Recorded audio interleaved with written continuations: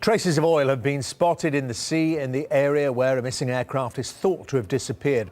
However, objects seen by rescue teams are not thought to be related to the Asia aircraft, which had 162 people on board. Well, joining me now is salvage expert Captain John Noble, director at Constellation Marine. Very good to see you, John. The first thing in terms of trying to find this aircraft, if that's the greatest possibility is that it has come down, is visible identification of wreckage. Indeed. There's almost bound to be something on the surface of the sea that will give the searchers an indication, A, that it has gone down, and B, of location.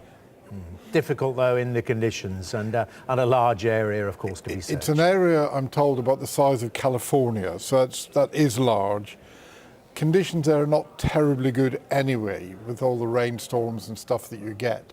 So visibility is not great, but it's not impossible, and it's the Mark I eyeball, once again, that will probably give the first definitive answers.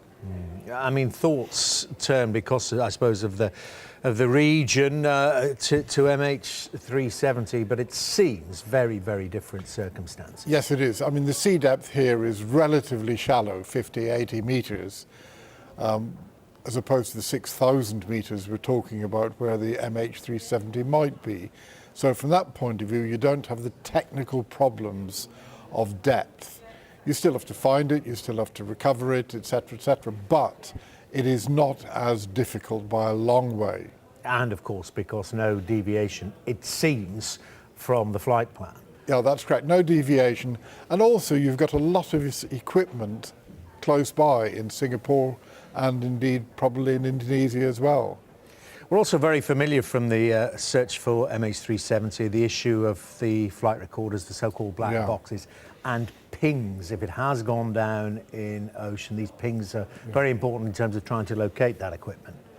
Yes, well, they say the pings have got a range of about 5 miles, so they need to get quite close to the location to pick them up.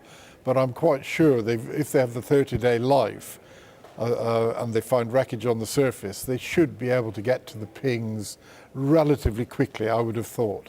And what do you think they'll be looking at in terms of what might have brought this aircraft down, as I say, with the caveat if it has come down? The weather conditions clearly one of the main things that they're looking at. Well, I know the area well from the mariner's point of view, and you get a lot of thunderstorms, tropical rain activity, and having to fly through it must be quite a challenge to the pilots.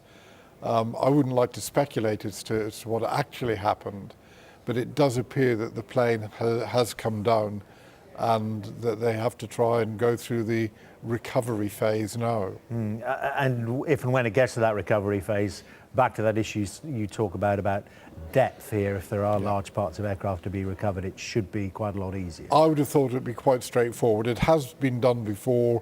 There was a TWA off the eastern seaboard in Nova Scotia, similar sorts of depths, and they got the whole plane back.